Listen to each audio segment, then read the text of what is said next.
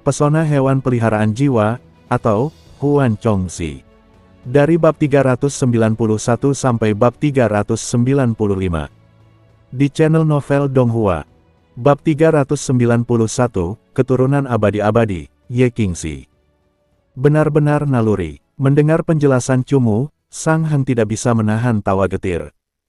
Yang menemukan terobosan dari Jiangxi adalah Cumu. Orang yang menyarankan untuk mengikutinya juga adalah Cumu.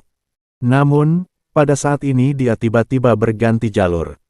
Meskipun Sang Heng merasa bahwa Jiangxi mungkin juga telah mempermainkan mereka, dia tidak ingin menyerah hanya karena itu. Sang Heng bukanlah tipe orang yang suka mengeluh tentang orang lain. Setidaknya, Sang Heng tidak pernah mengeluh tentang Cumu. Mungkin dia juga bertanya-tanya mengapa Kepala Istana Yu memberikan tugas ini kepada seorang ahli generasi muda tingkat 3, tetapi dari tindakan dan pikiran Cumu. Dia dapat mengatakan bahwa Cumu adalah orang yang logis dan layak dipercaya. Mengubah rencananya dan tiba-tiba pergi ke arah jalan barat sangatlah spontan karena saat perlahan mendekati kawasan pemukiman kota, Cumu teringat pada seseorang.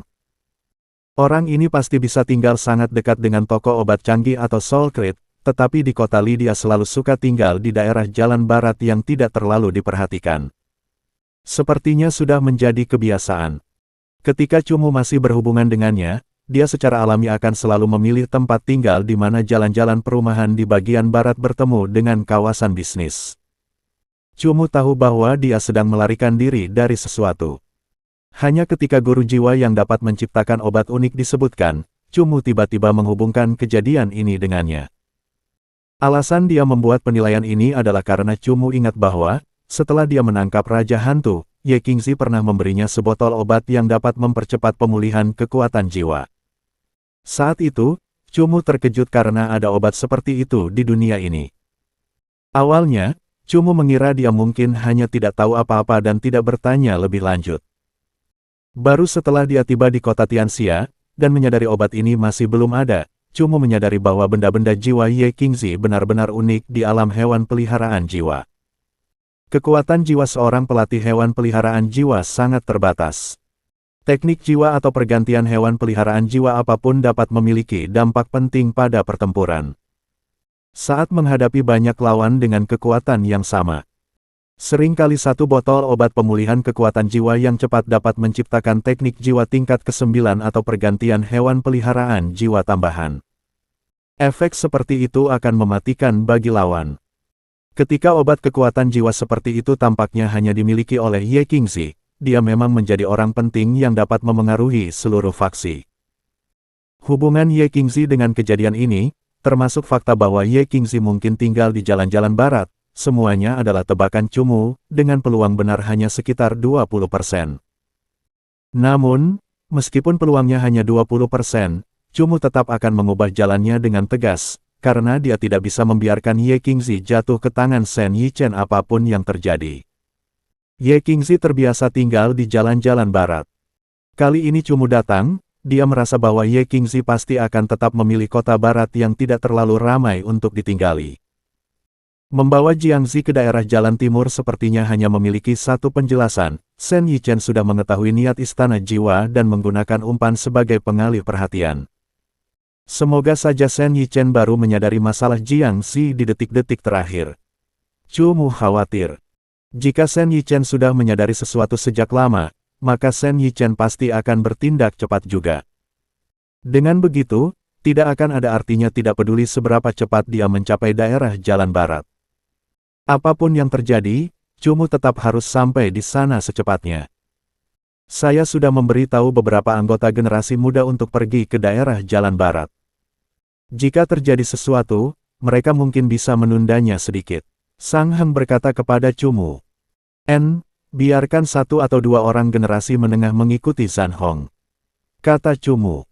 Orang-orang dari generasi menengah harus menyimak channel Novel Donghua dan tidak boleh berpartisipasi, atau akan membawa masalah bagi Master Istana Yu, kata Sang Heng.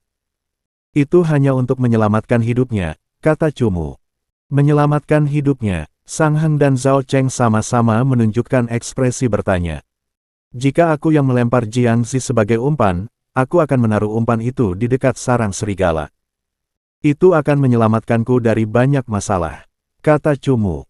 Sang Heng dan Zhao Chen mula-mula berhenti, sebelum tiba-tiba mengerti apa maksud Chu Mu. Sang Heng menyadari bahwa Hong Zhan yang sendirian kemungkinan akan menghadapi bahaya besar, jadi dia segera mengirimkan sinyal agar anggota Istana Jiwa di dekatnya pergi membantunya. Seandainya Zhan Hong mengalami kecelakaan. Daerah Jalan Barat. Bayangan-bayangan hitam melesat di jalanan yang sangat normal ini. Orang-orang sibuk berbisnis tanpa menyadari keberadaan bayangan-bayangan ini. Para pemabuk masih berteriak-teriak, para pekerja masih bergegas pulang, dan sesekali anak-anak masih berlarian di jalanan sambil tertawa. Di tengah jalan ini terdapat sebuah toko obat. Toko obat ini menyediakan berbagai macam obat hewan peliharaan dan barang-barang untuk hewan peliharaan, yang sebagian besar ditujukan untuk para murid roh dan prajurit roh yang berbelanja di sana. Jalanan ini tidak dapat dibandingkan dengan pusat kota, di mana lampu-lampu menyala di mana-mana bahkan setelah tengah malam. Ketika malam tiba dan bulan bersinar terang, jalanan perlahan menjadi sepi. Dari kejauhan, lampu-lampu yang menyala di gedung-gedung menyatu dengan cahaya bulan yang suram dan menyinari jalanan, menyebabkan seluruh jalanan tampak semakin sepi. Kita tidak perlu menunggunya. Tutup pintunya, dia akan kembali dari halaman sendiri. Ye Wansheng berkata kepada murid guru jiwa tingkat ketiga. Pagi ini, Ye Qingzi berangkat lebih awal. Ye Wansheng tidak bertanya kemana dia pergi karena, bagi Ye Wansheng, adiknya jauh lebih pintar darinya. Daripada mengkhawatirkannya, lebih baik dia mengkhawatirkan dirinya sendiri. Kenyataannya, Ye Wansheng tidaklah bodoh. Meskipun Ye Wansheng tampak kurang ajar dan keras kepala, dia bisa saja sama teliti. Hanya saja Ye Wansheng seringkali terlalu malas untuk berusaha keras, dan benci mencoba membuat rencana untuk setiap kemungkinan kejadian dan bahaya. Tingkat kedua, tingkat. Kekuatanku saat ini, aku paling-paling hanya bisa menjadi anggota tingkat kedua yang tidak berguna. Kecuali jika semua ahli di tingkat kedua mati, meraih kehormatan terakhir adalah hal yang mustahil. Ye Wansheng berpikir dalam hati sambil mengusap pelipisnya saat berjalan ke halaman. Setelah meninggalkan kota Li, Ye Wansheng sengaja meninggalkan Ye Qingzi untuk sementara waktu guna berlatih di tempat lain. Kehilangan hewan peliharaan jiwanya yang terkuat merupakan pukulan berat. Ia merasa bahwa jika ia tidak pergi ke tempat-tempat berbahaya untuk berlatih lebih banyak dan meraih kesempatan istimewa, ia hanya akan menjadi ahli biasa di antara orang-orang seusianya. Untungnya, Ye Wansheng tidak buruk dan, di dunia yang membingungkan tingkat ketujuh, ia menangkap hewan peliharaan jiwa tingkat raja fase yang agak tinggi. Melalui upaya baru-baru ini, ia menaikkan raja itu ke tahap ke-9 fase ke-7. Kumbang pedang milik Ye Wansheng sudah berada di fase ke-8 tahap ketiga dan kekuatan bertarungnya adalah Raja Semu, menjadikannya salah satu hewan peliharaan jiwa utama milik Ye Wansheng. Harimau setan berwarna-warni baru berada di fase ke-7 tahap ke-9, jadi mencapai fase ke-8 mungkin masih membutuhkan sedikit jarak. Ye Wansheng juga memiliki hewan peliharaan jiwa tingkat pelayan, Flame Tail. Flame Tail tingkat pelayan ini secara ajaib juga mampu bertahan, sudah berubah ke fase ke-10. Kekuatan bertarung ekor api fase ke-10 ini telah ditingkatkan ke pangkat komandan kelas atas. Jika dia dapat menemukan item jiwa yang tepat untuk meningkatkan kekuatan bertarungnya ke pangkat komandan, maka ekor api Ye Wansheng akan setara dengan raja fase ke-9. Namun, kekuatan tempur seorang pelayan masih memerlukan usaha yang cukup besar untuk naik ke pangkat komandan. Ekor api fase ke-10 ini setara dengan pangkat raja fase ke-8 saat ini. Saat ini 4 hewan peliharaan jiwa terkuat milik Ye Wansheng adalah Raja kelas rendah tingkat 9 fase ke-7, Raja petir api neraka, Raja semu tingkat 3 fase ke-8, kumbang pedang, harimau iblis berwarna-warni tahap 9 fase ke-7. Dan komandan kelas tinggi tahap ke-10 fase ke-10. Ahli tingkat kedua biasanya memiliki 4 soul pet tingkat raja tahap ke-8. Formasi soul pet seperti milik Ye Wansheng jelas merupakan tingkat terbawah dalam kategori itu. Namun, dia punya alasan mengapa dia harus memenangkan kehormatan terakhir. Aku akan berusaha sekuat tenaga untuk meningkatkan kekuatanku dalam setengah tahun terakhir ini, kalau tidak. Ini akan benar-benar tidak sedap dipandang. Ye Wansheng menghela napas dan berjalan menuju kamarnya. So, Tiba-tiba, terdengar suara seperti hembusan angin kencang dari luar halaman. Ye Wansheng yang waspada segera menangkap suara kecil ini. Ye Wansheng mengerutkan alisnya, dan mengirimkan ingatan jiwanya untuk mendeteksi situasi di dekatnya. Saat berikutnya, Ye Wansheng segera mulai melantunkan mantra untuk segera memanggil kuda iblis belantara bintang tahap ke-7 dan tahap ke-9. Ye, cepat pergi dari sini. Ye Wansheng menyadari bahwa dia telah dikelilingi oleh sekelompok orang tak dikenal. Jadi dia dengan cepat melompat ke kuda iblis Star Wilderness miliknya dan ingin melompat keluar dari halaman. Beng! Suara gaduh yang keras menyebabkan ruangan yang Ye Wansheng hendak masuki runtuh dari bagian tengah. Jantung Ye Wansheng berdebar kencang. Saat menoleh, dia tiba-tiba menemukan beberapa tanaman merambat hijau besar merambat ke dalam ruang bawah tanah, menghancurkan rumah setinggi 10 meter itu. Menyebabkan atap genteng pecah di mana-mana. Pohon anggur setan. Organisme merambat yang besar seperti itu pastilah Devil Fin. Ye Wansheng menyadari bahwa seluruh halaman mungkin sudah dikendalikan oleh Devil Fin. Jadi dia dengan cepat menunggangi Star Wilderness Devil Colt keluar dari halaman. Lama sekali. Tepat saat kuda jantan iblis gurun bintang milik Ye Wansheng hendak meloncat ke atas, dinding di sekeliling pelataran runtuh karena guncangan hebat. Menyebabkan penduduk sekitar berteriak dan berlarian dengan tergesa-gesa menjauh dari suara keras itu. Ye Wansheng tidak berani tinggal lama, jadi dia menyuruh Star Wilderness Devil Colt miliknya untuk berlari menyusuri jalan. Star Wilderness Devil Colt sangat cepat dan, di bawah pengaruh bintang, kecepatannya bahkan lebih cepat lagi. Dia sudah berada di jalan dalam sepersekian detik. Tiba-tiba, suara yang agak meremehkan datang dari atap. Ye Wansheng berbalik sambil menunggangi kuda jantan iblis Star Wilderness dan melihat seorang pria yang sangat dibencinya berdiri di atap sebuah gedung. Di belakangnya, tubuh utama tanaman merambat iblis yang lebih tinggi dari rumah itu sendiri menggeliat. Ye Wansheng sangat mengenal pria ini, karena orang ini selalu mengejarnya, sehingga dia dan saudara perempuannya selalu berpindah-pindah. Bab 392, Musuh Besar Saudara Ye, Shen Yichen. Ye Wansheng tahu kalau dia bukan tandingan orang ini, maka dia tidak berani tinggal sedetik pun lebih lama, langsung menunggangi Star Wilderness Devil Colt miliknya yang menggunakan Starpath. Bermandikan cahaya bintang, Star Wilderness Devil Colt milik Ye Wansheng dengan cepat melesat melewati jalan-jalan seperti komet. Meninggalkan jejak komet yang panjang di belakangnya saat berlari hingga ujung blok. Ye Wansheng dan Star Wilderness Devil Colt baru saja berlari ke tengah jalan ketika seekor penjaga batu kokoh yang besar tiba-tiba muncul dari bawah. Mengubah seluruh tubuhnya menjadi tembok besar yang menghalangi kesempatan Ye Wansheng untuk melarikan diri. Kecepatan reaksi Ye Wansheng sangat cepat. Tepat saat mereka hendak mendekati pengawal batu kokoh, mereka dengan cepat berbalik ke arah lain dan terus berlari. Beng! Tanaman merambat hijau besar tiba-tiba menjulur dari kedua sisi sebuah toko dan menghalangi jalan, sekali lagi menghentikan pelarian Ye Wansheng. Jika kamu tidak ingin semua hewan peliharaan jiwamu kehilangan nyawa, jangan panggil dan mari bekerja sama. Semua orang saling memperlakukan dengan sopan. Shen Yichen melompat dari atas atap dan perlahan berjalan menuju Ye Wansheng. Ye Wansheng menggigitnya. Dia tahu bahwa Shen Yichen tidak datang sendirian kali ini, dan mereka adalah orang-orang yang tidak dapat menyimak channel novel Donghua dikalahkan Ye Wansheng. Memang tidak ada gunanya memanggil hewan peliharaan jiwanya. Namun, Ye Wansheng tidak bisa menyerah begitu saja. Dia menenangkan diri. Dia harus memikirkan rencana melarikan diri.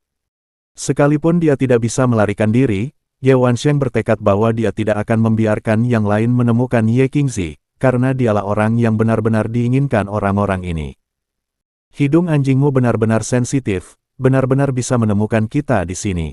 Ye Wansheng tidak lagi menolak, dan dia menatap Shen Yichen yang mendekat dengan tenang. Itu tidak terlalu sulit. Kenyataannya, ketika Yu He menangkapmu, aku secara khusus memberinya sejenis racun.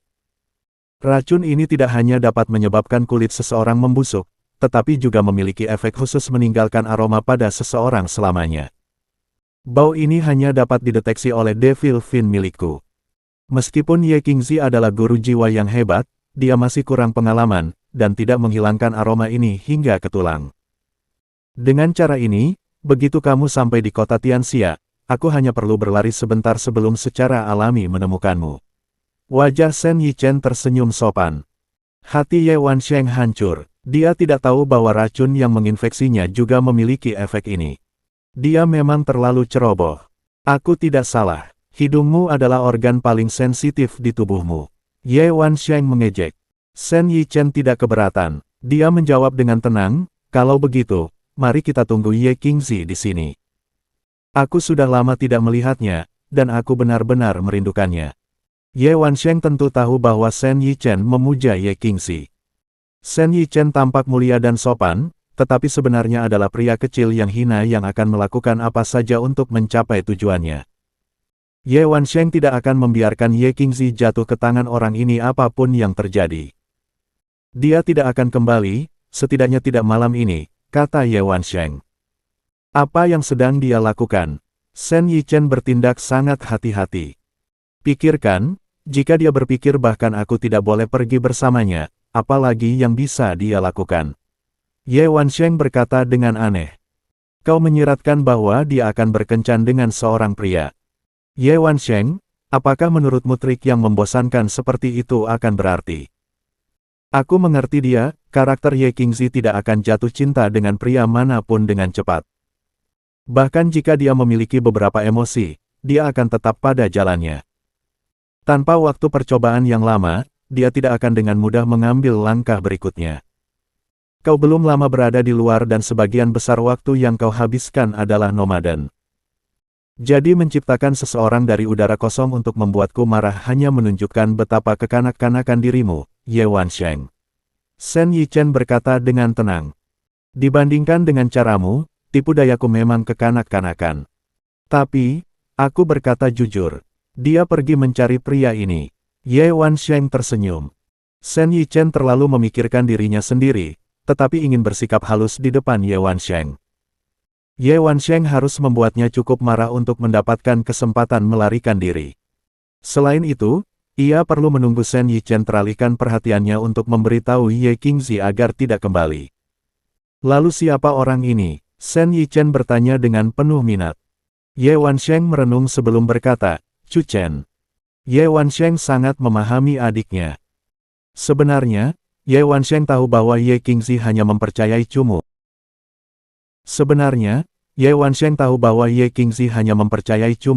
Tetapi dia belum yakin apakah dia masih memiliki perasaan. Belum pernah mendengar tentang dia. Shen Yichen langsung menggelengkan kepalanya. Selesai berbicara, Shen Yichen secara khusus menatap kedua orang yang berjalan keluar dari kegelapan dan bertanya, apakah kamu pernah mendengar tentang pria Chu Chen ini? Aliansi jiwa berpakaian coklat Feng Kun menggelengkan kepalanya dan tertawa dingin, mungkin seseorang yang tidak dikenal dari desa terpencil. Sebenarnya aku pernah mendengar tentang orang ini sebelumnya. Pria berpakaian hitam itu perlahan melangkah maju sambil tersenyum dingin, jelas-jelas menunjukkan sikap meremehkan. Oh, benar-benar ada orang seperti itu. Shen Yichen tersenyum. Sepertinya Ye Wansheng tidak mengada-ada. Ahli muda bergelar tingkat 6 istana jiwa, orang yang baru saja mengalahkan ahli unggulan tingkat ketiga aliansi pemburu Luo Peng belum lama ini.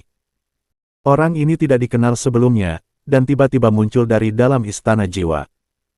Dia mungkin tidak memiliki banyak lawan di tingkat ketiga, jadi kali ini tingkat ketiga istana jiwa akan berputar di sekelilingnya. Kata pria berpakaian hitam. Zuo Xiao, kau tidak keberatan menyingkirkan saingan cinta ini demi aku, kan? Kata Shen Yichen. Berapa yang akan kamu bayar?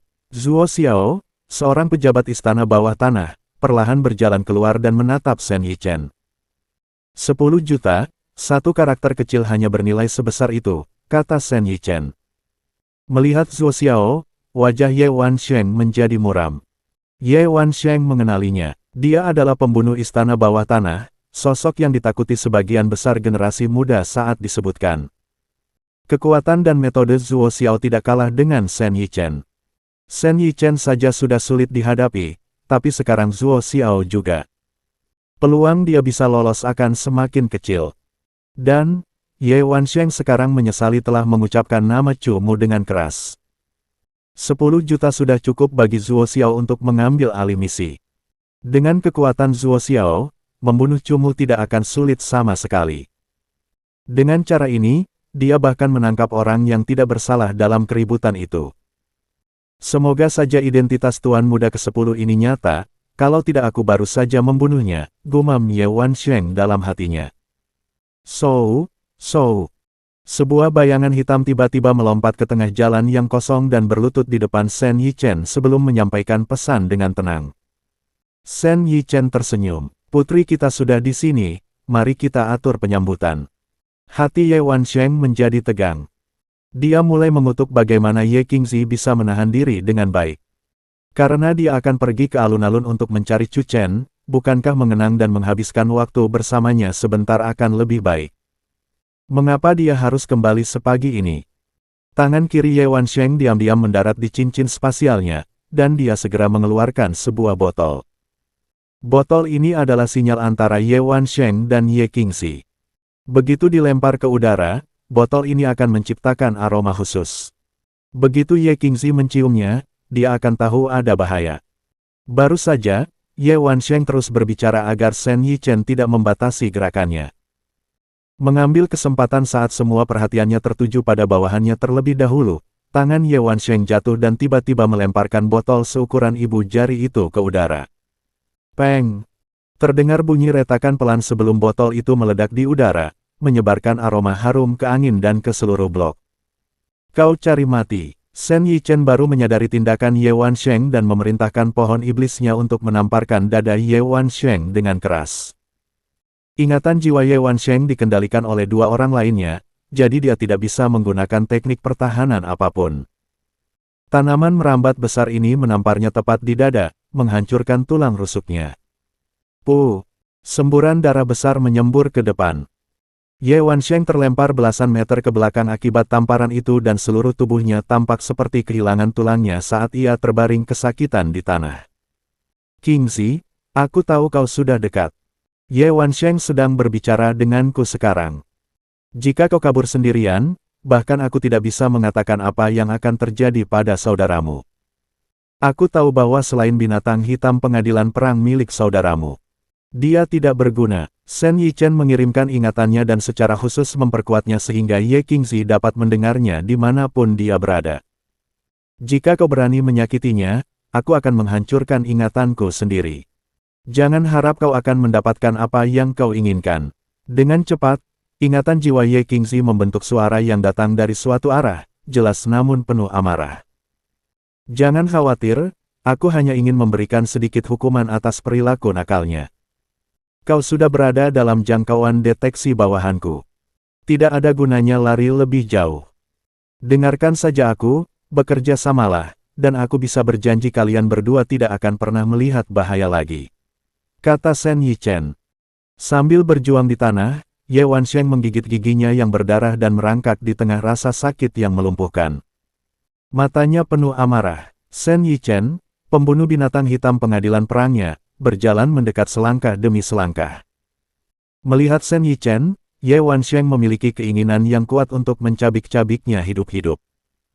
Sekarang, orang itu juga mensubscribe channel Novel Donghua dan menggunakannya sebagai sandera terhadap Ye Qingzi. Gelombang rasa malu dan marah yang besar mengalir melalui tubuhnya. Akhirnya, di jalan yang dingin dan gelap, sesosok cantik muncul di atas binatang mimpi jubah ungu.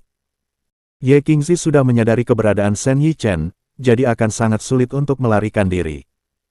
Dia juga tahu bahwa Shen Yichen jelas-jelas orang yang kejam. Jika dia lari, Ye Wansheng pasti akan semakin menderita. Ye Wansheng telah kehilangan binatang hitam pengadilan perangnya, dia tidak bisa membiarkan jiwanya terluka lagi atau dia tidak akan pernah bisa menjadi pelatih hewan peliharaan jiwa yang kuat lagi. Bab 393, Obat Misterius, Cairan Memori.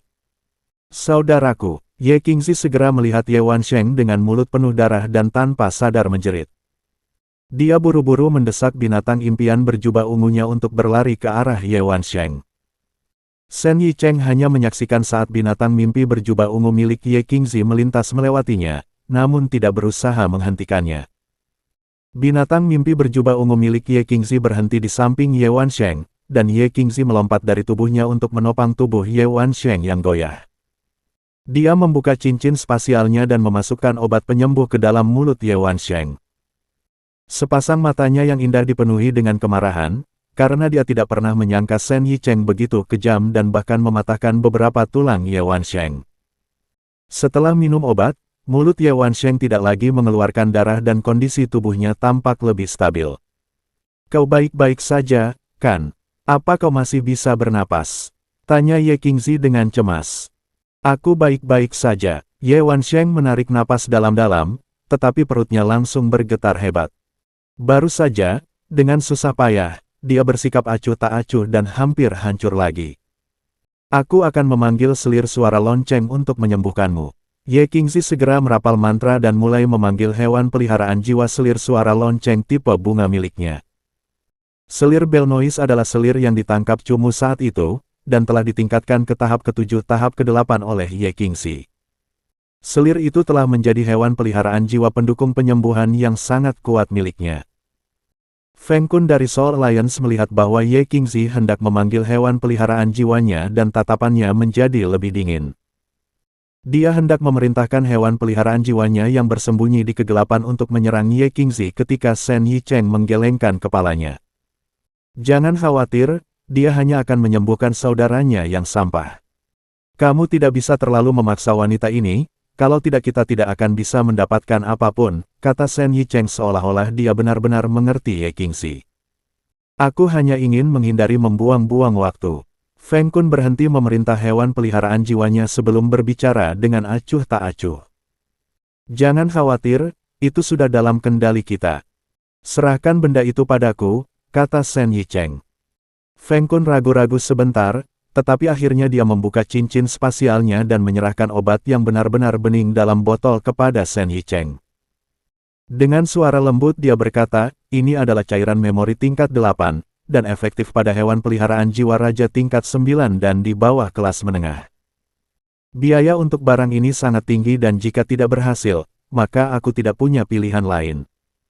"Jangan khawatir, dengan ingatan jiwaku, itu akan berhasil," kata Shen Yicheng tanpa khawatir. Zuo Xiao berdiri di sana dengan dingin sambil menyilangkan kedua lengannya, dan dia tampak sama sekali tidak peduli saat dia melihat dari samping. Teknik bunga milik selir suara lonceng melingkari Ye Wansheng dan dadanya yang cekung perlahan kembali ke keadaan semula. Wajahnya yang sangat pucat perlahan-lahan mendapatkan kembali sedikit warna darah dan sepertinya lukanya telah sembuh hingga 70–80%. "Bagaimana perasaanmu?" tanya Ye Qingzi lembut. "Jauh lebih baik." Ye Wansheng tertawa dengan wajah pucat. Ia kemudian melanjutkan, "Dalam setiap cerita selalu ada saudara laki-laki yang kuat yang mengalahkan musuh hingga menjadi malang. Selalu ada juga saudara perempuan yang bodoh yang ditangkap oleh musuh dan membutuhkan bantuan saudara laki-lakinya. Mengapa dalam cerita kita, perannya terbalik? Bahkan saat ini, kamu masih ingin membicarakan hal seperti ini. Sekarang kita harus memikirkan apa yang harus kita lakukan selanjutnya," kata Ye Qingzi. "Biarkan aku bernegosiasi dengan Shen Yicheng." Di belakangnya ada anjing yang menjebak lelaki tua itu. Shen Yicheng kebetulan adalah anteknya. Ye Wansheng tersenyum sinis. Dia tidak tampak marah, tetapi saat ini, hatinya terbakar oleh api kemarahan dan dia tidak menginginkan apapun selain bertarung dengan Shen Yicheng sampai mati. "Orang-orang di sekitar kita adalah orang-orangnya. Kita tidak punya pilihan lain. Mari kita dengarkan dia untuk saat ini dan menunggu kesempatan untuk melarikan diri." Ye Qingzi merasa bahwa bernegosiasi adalah tindakan yang cukup cerdas. "Berundinglah, kita berdua akan menemui akhir yang tragis. Jangan percaya sedikit pun bahwa mereka akan memberi kita cara untuk hidup." "Qingzi, itu cukup bagus. Yang relatif berbahaya adalah ketiganya.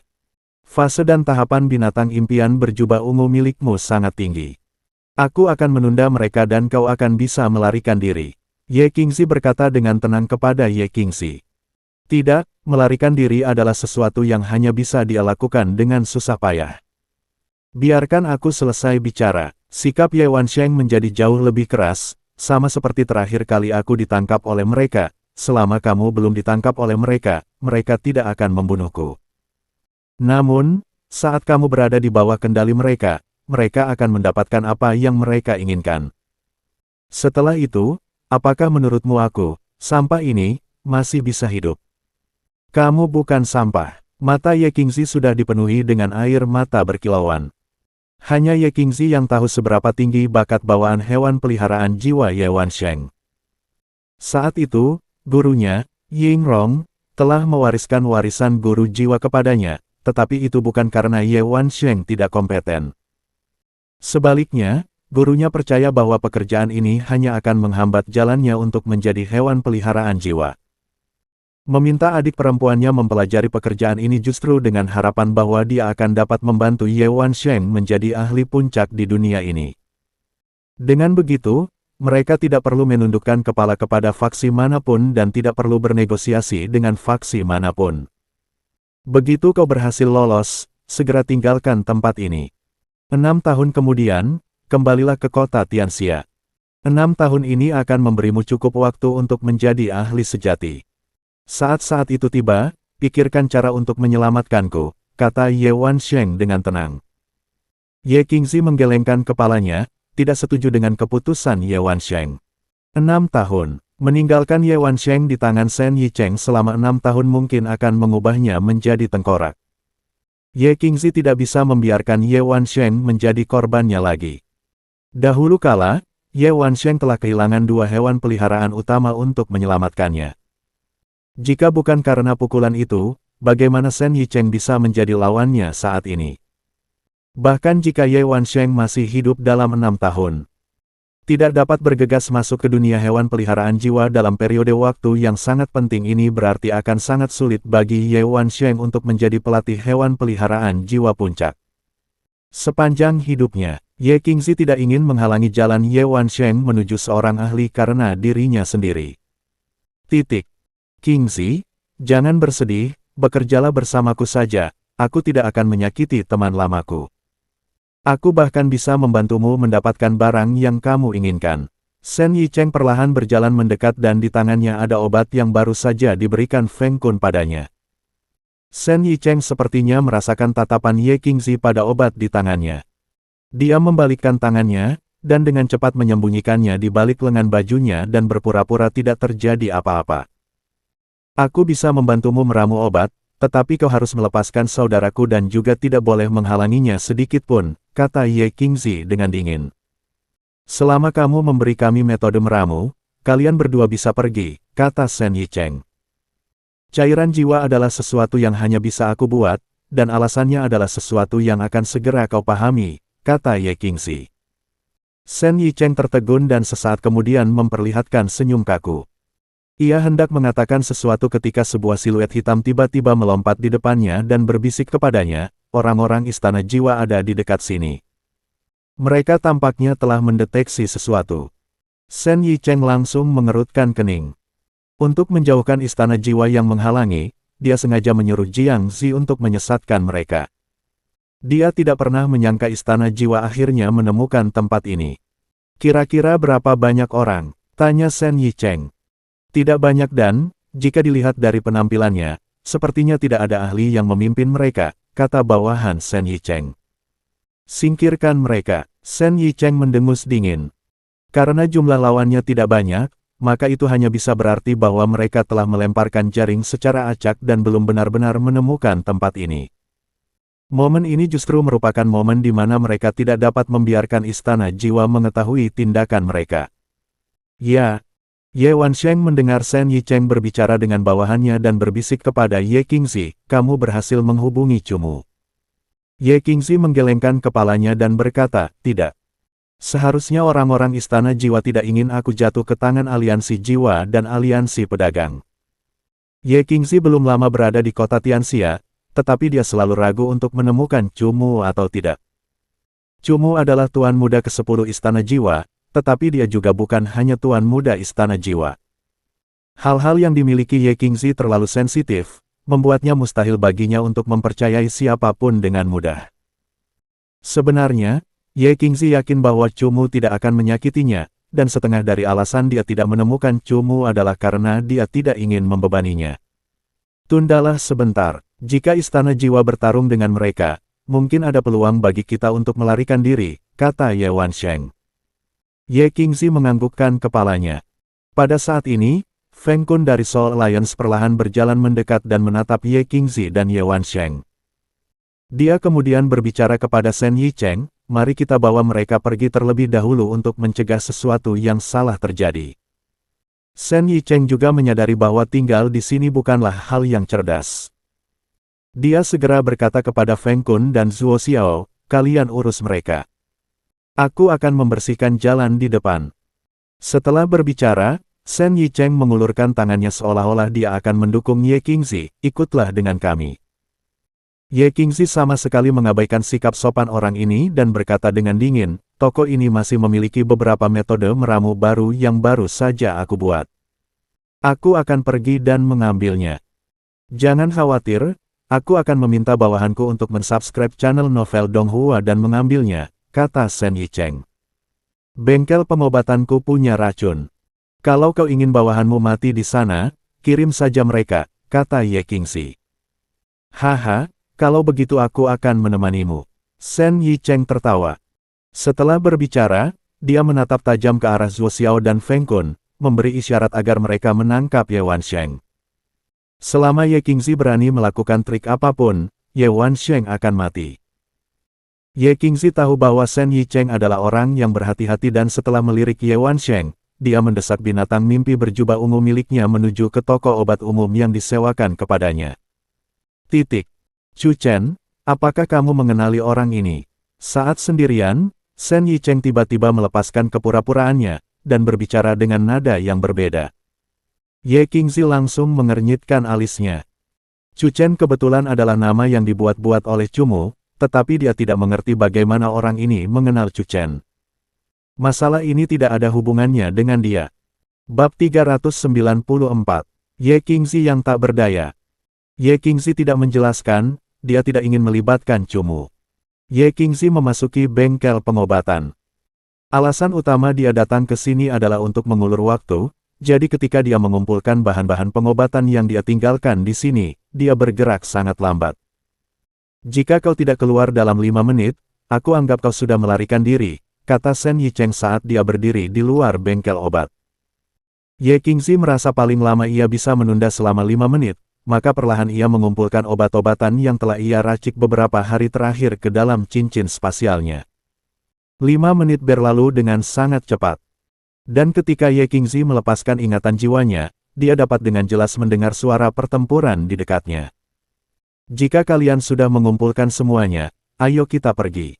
Di sini tidak terlalu aman, kata Shen Yicheng. Ye Qingzi melompat ke atas binatang impian berjubah ungunya dan berjalan menuju jalan. Ye Wansheng masih ditahan dengan kuat oleh Zuo Xiao dan Feng Kun. Kecuali orang-orang istana jiwa berhasil sampai di sini, akan sangat sulit bagi mereka untuk menemukan kesempatan melarikan diri. Bagaimana situasinya? Shen Yicheng memanggil beberapa bawahan dan mengajukan pertanyaan kepada mereka. Pada awalnya, hanya ada satu kelompok yang datang dan mereka dengan cepat disingkirkan. Namun, setelah itu, sekelompok anggota istana jiwa lainnya bergegas datang. Bawahan ini yakin bahwa mereka seharusnya sudah mendeteksi tempat ini. Shen Yicheng mengernyitkan alisnya. Tampaknya orang-orang istana jiwa tahu bahwa dia ada di sini, dan akan terus mengirim orang untuk mengganggu tindakannya. Jika memang begitu, dia harus meninggalkan tempat ini untuk mencegah sesuatu yang tidak terduga terjadi. Nanti aku akan memberikan binatang hitam pengadilan perang yang kau inginkan kepadamu. Kita tinggalkan tempat ini dulu. Shen Yicheng melirik Feng Kun dari aliansi jiwa dan melambaikan tangannya, memberi isyarat agar semua orang mundur dari tempat ini. Feng Kun menganggukkan kepalanya. Dia dan Zuo Xiao menunggangi hewan peliharaan jiwa mereka di kedua sisi Ye Qingzi dan Ye Wansheng untuk mencegah mereka melarikan diri. Banyak orang istana jiwa datang untuk mensubscribe channel Novel Donghua kali ini, jika ada kesempatan, larilah. Jika seorang ahli muncul, maka andalkan istana jiwa untuk saat ini. Setidaknya di sana, Cumu memiliki sedikit pengaruh, dan kamu tidak akan menjadi budak suatu faksi. Ye Wansheng menggunakan ingatannya untuk berbicara dengan Ye Qingzi. Ye Qingzi ragu sejenak. Sebenarnya, dia tahu bahwa Cumu tidak suka berpartisipasi dalam pertarungan antar faksi dan dia merasa bahwa hal itu akan membawa masalah bagi Cumu. Apakah kamu mengerti maksudku? Apapun yang terjadi, kamu tidak boleh jatuh ke tangan Shen Yicheng. Jika kamu melakukannya, maka satu-satunya pilihan bagi kita adalah kematian. Tegas Ye Wansheng. Aku tahu. Ye Qingzi menganggukkan kepalanya. Ketiga orang itu membawa Ye Wansheng dan Ye Qingzi ke arah timur, namun saat mereka sampai di ujung jalan, beberapa sosok berpakaian baju zirah perak dan menunggangi hewan peliharaan jiwa bersayap tiba-tiba menukik turun, melancarkan serangan ke arah Zuo Xiao dan Feng Kun. Beng, beng. Tiba-tiba, sebuah tanaman merambat besar dari bawah tanah melesat ke udara, dengan kejam, menghantam sosok-sosok perak yang menukik ke bawah. Pai pai pai.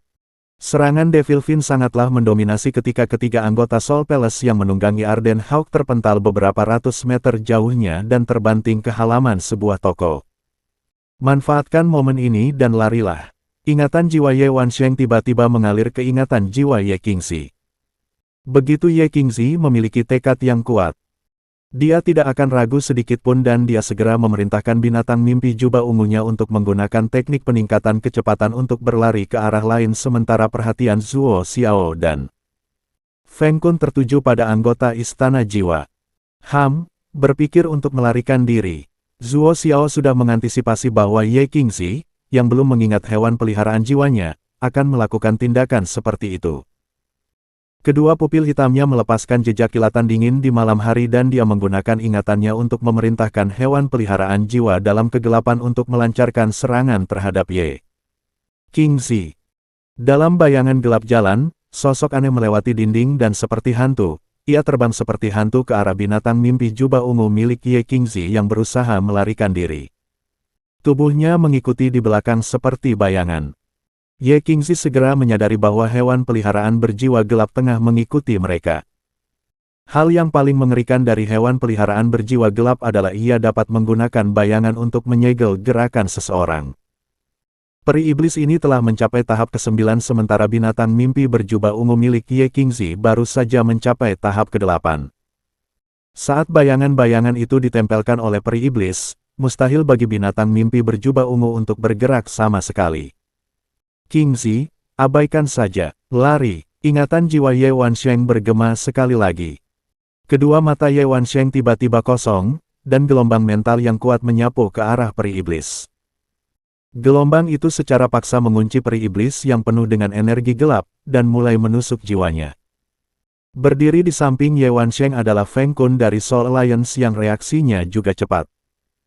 Penjaga batu kokoh yang berdiri di belakang Ye Wansheng mengangkat lengannya yang sangat besar ke udara dan ketika Ye Wansheng menggunakan teknik jiwa mentalnya, sebuah tinju menghantam dada Ye Wansheng yang belum pulih. Kerak, tulang dada Ye Wansheng hancur sekali lagi dan seluruh tubuhnya ambruk. Saat dia ambruk, darah merah yang menawan menyembur dari mulutnya. Tulangnya tampak hancur total. Kakak, Ye Qingzi berbalik dan melihat pemandangan yang mengerikan itu. Dia bahkan bisa mendengar suara tulang yang hancur dan seketika, wajahnya langsung berubah serius. Tekadnya untuk melarikan diri pun sedikit goyah. Jika kau tidak ingin membunuhku, maka menghilanglah untukku sekarang juga. Mulut Ye Wansheng penuh dengan darah, tetapi dia tidak sepenuhnya pingsan. Dia menahan kekuatan pukulan Sturdy Rock Guard yang mengejutkan dan mengirimkan ingatan jiwanya kepada Ye Qingzi. Melihat Ye Wansheng yang hampir pingsan, sudut mata Ye Qingzi memerah dan dia menggigit bibir pucatnya. Akhirnya, dia menoleh dan menyerbu ke arah binatang impian jubah ungu miliknya yang memancarkan cahaya kristal dan tembus cahaya. Kecepatan peri iblis sedikit melambat setelah ditusuk secara mental oleh Ye Wansheng, dan dengan cepat, celah terbuka di antara dirinya dan binatang mimpi berjubah ungu. Namun, Zuo Xiao tidak menunjukkan tanda-tanda kecemasan. Sebaliknya, dia melambaikan tangannya dan menyuruh bawahan yang menjaga tempat itu bergerak. Lingkungan di jalan ini dipenuhi banyak orang Shen Yicheng yang bersembunyi untuk menyergap. Zuo Xiao dan Feng Kun tampak begitu santai karena kakak beradik itu tidak akan bisa melarikan diri dari daerah yang dikepung ketat ini.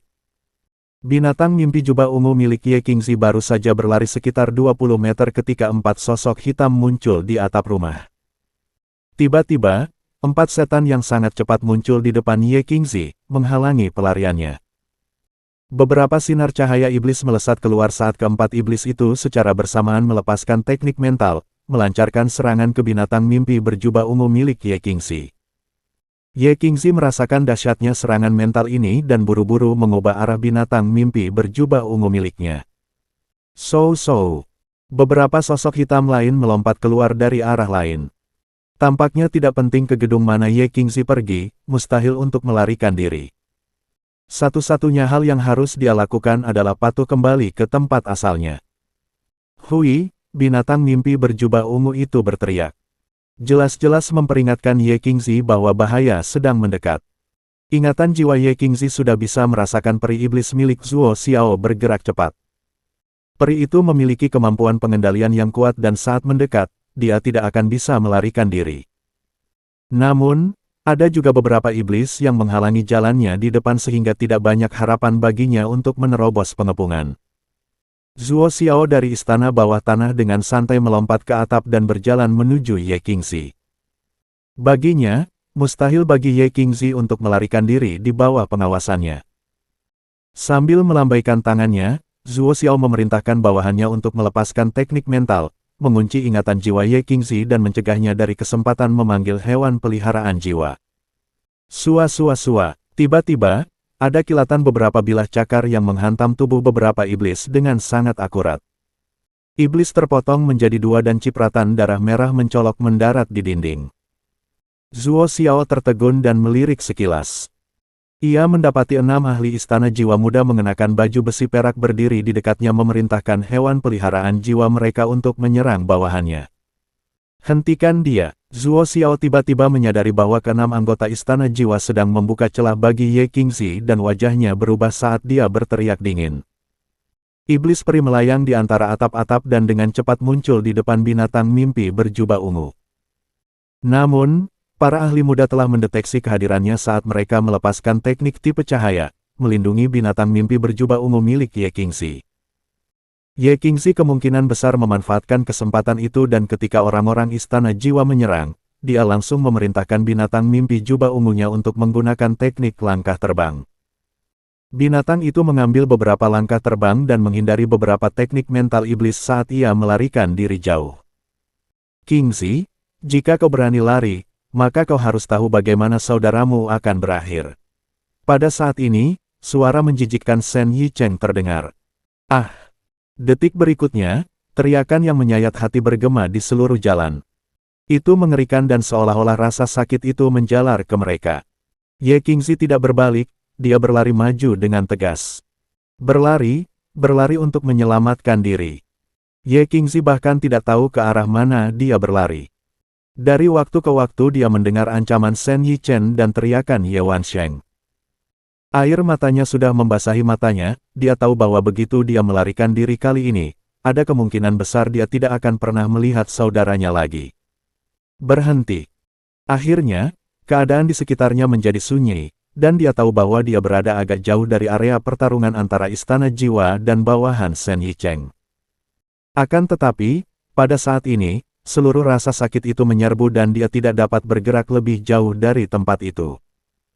Tidak peduli seberapa tenang Ye Qingxi biasanya, tidak peduli seberapa berkepala dingin dia, setiap kali dia memikirkan kemungkinan kehilangan saudaranya sendiri. Keteguhan hatinya pada akhirnya tetap hancur oleh situasi hidup dan mati ini. Dia melompat dari punggung binatang impian jubah ungu miliknya, berjongkok di sudut dan menangis dalam diam. Semua ketenangan, keanggunan, kebijaksanaan, dan keagungan Ye Qingxi lenyap saat dia berubah menjadi gadis yang lemah. Dia hanya bisa menggunakan air matanya untuk meredakan kesedihannya. Cahaya redup tidak mampu menerangi Ye Qingxi yang gemetar di sudut dan dia juga tidak tahu apakah tempat ini aman atau tidak. Namun, dia tidak lagi memiliki kekuatan untuk melarikan diri lebih jauh. Saat ini, pada saat itu, dia tidak berdaya di bawah sinar bulan yang dingin. Sosok yang membawa jimat iblis melompat dari hewan peliharaan malam dan berdiri di sana, diam-diam memperhatikan gadis kesepian yang meringkuk di sudut. Cumu, yang baru saja tiba, tidak tahu apa yang telah terjadi, tetapi ketika dia melihat Ye Qingxi seperti itu, matanya tanpa sadar menjadi dingin dan gelombang kekejaman membuncah dari dalam tulang-tulangnya hingga dia memancarkannya.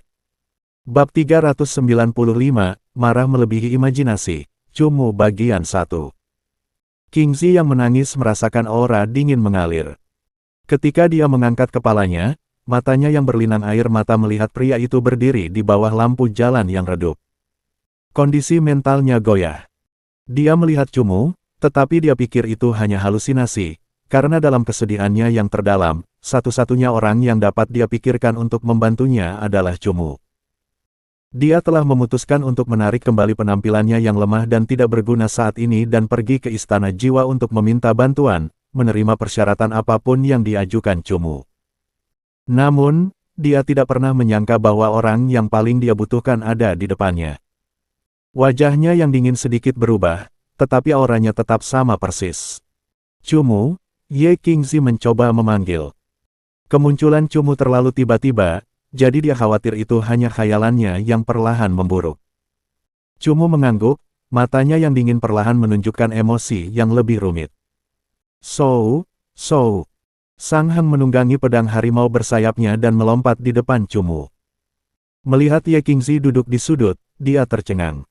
Melihat ke arah Cumu, dia tahu bahwa mereka saling kenal. Kali ini Shen Yichen hanya membawa sekitar 30 orang. Orang lainnya adalah Zuo Xiao, yang tidak lebih lemah dari Shen Yichen. Dia sangat sulit dihadapi. Sang Heng tahu bahwa dia seharusnya tidak banyak bicara, jadi dia hanya melaporkan situasi pertempuran kepada Cumu. Ketika Sang Heng berbicara, keributan pun terjadi. Tak lama kemudian, para pelatih hewan peliharaan jiwa yang mengenakan baju besi perak menunggangi hewan peliharaan jiwa mereka dan muncul di belakang Cumu dan Sang Heng. Rapi dan terbentuk, baju zirah perak seragam mereka menunjukkan bahwa kelompok pelatih hewan peliharaan jiwa yang perkasa dan tangguh ini adalah tim prajurit elit. Penjaga elang bersemangat, awasi area kota ini, jangan biarkan seorang pun pergi. Cumu melambaikan tangannya dan memberi perintah dengan dingin. Ya, Tuan. Ya, Tuan. 20 Arden Hawk mulai mengepakkan sayapnya dan menyebar dengan cepat, meninggalkan 20 garis merah di langit malam yang dengan cepat menguasai seluruh wilayah langit di area jalan barat. Zhao Cheng, perintahkan pengawal cahaya dan hancurkan semua pendukung luar mereka. Cumu melambaikan tangannya lagi untuk mengirim perintah lain. Zhao Cheng baru saja tiba dengan hewan peliharaan jiwanya. Ketika dia menerima perintah, dia tersenyum dan segera membawa 20 pengawal bercahaya berbaju perak menuju medan perang yang berantakan. Semua orang sudah menyimak channel novel Donghua dan bergerak. Sang Heng hanya berdiri di belakang Cumu. Matanya memperhatikan bayangan belakang Cumu, dan dia diam-diam terkejut. Pria ini sepertinya tidak pernah bertanya apakah dia bisa membunuh, tetapi dia langsung memberi perintah untuk membunuh. Dia mencoba untuk membunuh Shen Yichen sepenuhnya. Di seluruh istana jiwa, tidak ada seorang pun selain Tuan Muda ke-8 yang berani melakukan ini. Juga tidak ada yang punya nyali untuk menerima konsekuensinya. Penilaian Cumu sangat akurat. Shen Yichen hanya membawa 30 orang kali ini. Namun, ketika mereka tiba di sini, mereka sudah mengirim 50 penjaga istana jiwa untuk mengepung jalan barat. Kecuali Shen Yichen bisa mendapatkan bantuan dalam waktu 20 menit, bawahan Shen Yichen pasti akan mati di sini. Sang Heng juga tahu bahwa, untuk menghadapi Shen Yichen, ia harus berhadapan dengan semua bawahannya terlebih dahulu. Jadi, dalam pertempuran berikutnya, terjadilah pertarungan antara pengawal istana dan bawahan Shen Yichen. Ini akan memakan waktu cukup lama, tetapi Sang Heng yakin bahwa dalam waktu 10 menit semua pertahanan mereka akan hancur. Sang Heng secara khusus memperhatikan Cumu dan Ye Qingzi, dan menyadari bahwa dia seharusnya tidak berdiri di sana lagi, jadi dia berkata kepada Cumu. Aku akan berada di dekat sini dan akan memberitahu kalian setiap kali ada situasi. Cumu mengangguk dan mengirim Sang Heng untuk mengendalikan pertempuran. Ketika Cumu memberi perintah kepada bawahannya, Ye Qingzi selalu mengawasinya. Dari mata Cumu, Ye Qingzi dapat merasakan kemarahan dan niat membunuh yang tak terselubung. Ye Qingzi kemudian tahu bahwa itu bukanlah halusinasi pikirannya, dan bahwa Cumu benar-benar berdiri di sana, bersama dengan sekelompok penjaga istana jiwa elit. Melihat Cumu berjalan perlahan, air mata Ye Qingzi tak dapat berhenti lagi. Orang yang paling dibutuhkan muncul di saat yang paling dibutuhkannya, dia tidak lagi tahu bagaimana mengungkapkan perasaannya, hanya mampu menutupi wajahnya saat dia menangis. Ini adalah pertama kalinya Cumu melihat wanita kuat Ye Qingzi yang rapuh dan mudah terluka. Dia tidak tahu bagaimana menghibur Ye Qingzi, jadi dia hanya berjongkok perlahan dan duduk di samping Ye Qingzi dan memperhatikannya. Apa yang terjadi? Mengalahkan bawahan Shen Yichen masih membutuhkan waktu, jadi Cumu ingin mengambil kesempatan ini untuk memahami situasi Ye Qingzi. Saudaraku ada di tangan mereka, kata Ye Qingzi di sela-sela isak tangisnya. Cumu sedikit terkejut, tetapi tetap menepuk bahu Ye Qingzi dan berkata, jangan khawatir, begitu kita berurusan dengan bawahannya di luar, aku akan memimpin orang untuk menyelamatkannya. Ada banyak orang istana jiwa di dekat sini, mereka tidak akan bisa melarikan diri. Qingzi mengangguk dengan berat, tetapi dia masih tidak bisa menghentikan air matanya. Ini adalah pertama kalinya dia menangis seperti ini. Ye Qingzi menyeka air matanya, lalu menarik napas dalam-dalam beberapa kali sebelum mengatur emosinya. Dia melirik Cumu secara khusus, tetapi menyadari bahwa wajah Cumu terlalu dekat dengannya, jadi dia segera menundukkan kepalanya lagi. Adikku dan aku memiliki seorang guru sejak kecil, seseorang yang disebut oleh semua orang sebagai Yinglong, sang abadi-abadi. Semua keterampilan guru jiwaku berasal darinya. Sebelumnya, kami tidak tahu apa-apa. Kakak selalu berusaha untuk menjadi guru hewan peliharaan jiwa yang kuat sementara aku mewarisi seni guru kami untuk menjadi guru jiwa sekaligus menjadi pelatih hewan peliharaan jiwa. Oleh karena itu, sebagian besar hewan peliharaan jiwaku akhirnya bekerja ke arah itu juga. Ketika dia benar-benar sedih, Ye Qingzi mulai menceritakan kisahnya sendiri tanpa disadari. Cumu ingin mendengar lebih banyak, jadi dia duduk diam di sampingnya dan mendengarkan. Guru selalu sangat keras padaku, tetapi lunak terhadap adikku. Sebelumnya, aku merasa itu tidak adil, mengapa aku harus belajar dua teknik sementara adikku bisa melakukan apapun yang dia inginkan. Oleh karena itu, hubungan kami sebelumnya sangat buruk. Kami bahkan tidak bisa banyak bicara. Kupikir dia pasti membenciku, membenci sikapku yang menjauh dari semua orang, sementara aku juga membenci kesombongannya. Kemudian, saya dimarahi oleh guru saya dan akhirnya saya kabur sendirian. Saya lari sangat jauh ke hutan belantara untuk mencoba meninggalkan mereka karena saya pikir mereka semua membenci saya. Namun, saya tersesat dan diserang oleh hewan peliharaan, yang menyebabkan saya pingsan karena kehilangan banyak darah. Saat aku terbangun, aku sudah kembali ke kamar tidurku sendiri. Kupikir aku sedang bermimpi, tetapi luka-luka di tubuhku membuktikan bahwa aku memang kehabisan tenaga dan diserang oleh hewan peliharaan jiwa. Saya tidak tahu apa yang terjadi, tetapi setelah saya sembuh, guru saya masih tetap bersikap keras kepada saya, berharap saya dapat belajar semaksimal mungkin. Sementara adik saya masih dapat melakukan apapun yang dia mau, belajar apapun yang dia mau, dan kami masih saja saling marah pada saat-saat tertentu. Akhirnya, suatu hari, aku muak dengan perlakuan tidak adil ini dan terlibat pertengkaran hebat dengan saudaraku. Berakhir dengan pertarungan Soul Pet. Dia bilang dia bisa mengalahkanku dengan satu Soul Pet. Aku benci kesombongannya, dan karena dia memang hanya memanggil satu Soul Pet, aku memanggil tiga dan dengan mudah menghancurkannya, melukainya di sekujur tubuhnya. Guru sangat marah ketika dia kembali dan mengusirku, menyuruhku untuk tidak pernah kembali lagi. Aku merasa guru lebih memihak padanya, jadi aku tidak ingin tinggal lebih lama lagi, pergi begitu saja. Aku berkeliaran di luar untuk waktu yang lama, masih membenci mereka berdua, sampai aku bertemu dengan salah satu teman guru yang menerimaku dan bertanya apa yang terjadi. Saat itu, teman guru memberitahu saya bahwa setahun yang lalu, guru saya mengirim Ye Wansheng kepadanya dan menyuruhnya untuk memperbaiki jiwanya. Kedua jiwanya terluka, dan jiwanya hampir runtuh. Butuh waktu 2 bulan baginya untuk membantunya pulih. Dia menyelamatkan saya dan masih belum pulih sepenuhnya hingga hari ini, jadi bagaimana mungkin saya bisa memukulnya? Saat itu aku merasa aneh. Aku tidak menyadari kapan saudara melukai jiwanya dan kapan dia menyelamatkanku. Namun, setelah berpikir sejenak, seluruh tubuhku membeku, karena aku teringat saat aku berlari ke hutan belantara sendirian dan pingsan setelah diserang oleh hewan peliharaan jiwa. Sesampainya di sana, mata Ye Qingzi kembali berkaca-kaca, ia membenamkan kepalanya di lututnya dan mulai menangis. Hati Cumu tersentuh. Setelah mengatakan itu, Cumu pun mengerti. Ketika Ye Qingzi pergi ke hutan belantara, Ye Wansheng mengorbankan 2 hewan peliharaan jiwanya untuk menyelamatkan Ye Qingzi. Jadi, ketika dia bertarung dengan Ye Qingzi dan hanya memanggil 1 hewan peliharaan jiwa, itu karena jiwanya masih belum pulih sepenuhnya. Tidak peduli seberapa marahnya mereka satu sama lain, berapa banyak pertengkaran yang mereka lakukan, sebagai kakak laki-laki, Ye Wansheng masih menganggapnya sebagai orang terpenting dalam hidupnya. Bahkan setelah melakukan pengorbanan seperti itu, dia bersikap acuh tak acuh dan terus berdebat dengan saudara perempuannya seperti sebelumnya. Cumu, kamu harus membantuku, bantu aku menyelamatkan saudaraku. Dia sudah mengalami 3 jiwanya terluka dalam perjalanannya sebagai pelatih hewan peliharaan jiwa. Dia tidak boleh memiliki rintangan lagi. Sampai di sini, emosi Ye Qingzi sedikit lepas kendali.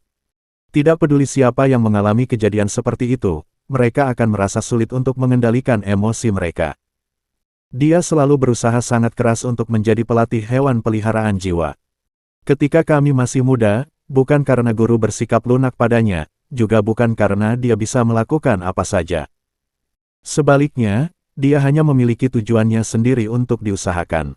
Dia ingin melangkah ke tahta alam elit. Kegigihannya membuat hati guru melunak. Bahkan ketika dia berlumuran darah dari kepala sampai kaki, dia akan tersenyum. Dia tidak akan pernah membiarkan gerutuan kekanak-kanakan atau kekecewaan muncul di wajahnya. Ye Qingzi tidak ingin lagi melarikan diri karena ini. Jika Cumu tidak muncul, dia akan kembali. Dia lebih suka tetap menjadi budak guru jiwa untuk musuhnya selama sisa hidupnya daripada membiarkan saudaranya berkorban lebih banyak untuknya. Kita selalu berkeliaran, sementara Shen Yichen dan orang di belakangnya menyebabkan semua ini. Sekarang, saudara laki-laki berada di tangan mereka. Cumu, aku tidak tahu harus berbuat apa. Berbicara tentang itu, Ye Qingzi menangis dalam diam, wajahnya yang berduka tampaknya mampu menghancurkan bahkan hati yang paling keras sekalipun.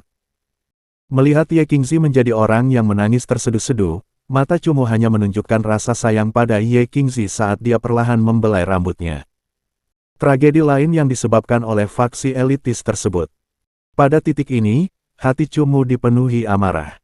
Amarah ini hanya bisa dipadamkan dengan kematian Shen Yichen. Jangan khawatir, aku akan menyelamatkan Ye Wansheng untukmu dan aku akan membuat Shen Yichen membayar harganya dengan darah. Cumu perlahan berdiri dan tatapan matanya yang lembut saat menatap Ye Qingzi perlahan berubah menjadi tatapan haus darah dingin. Dan cerita pun bersambung.